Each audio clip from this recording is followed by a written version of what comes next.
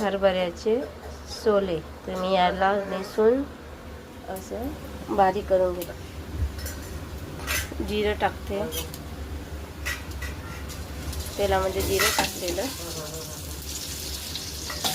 त्याच्यानंतर कढीपत्ता टाकलेला आणि त्याच्यानंतर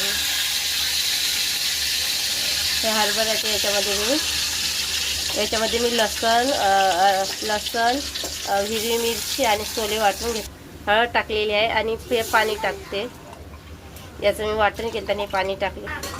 चवीनुसार मीठ टाकते आणि याला स्लो मीडियम गॅसवर अशी उकळी येईपर्यंत त्याला ठेवते.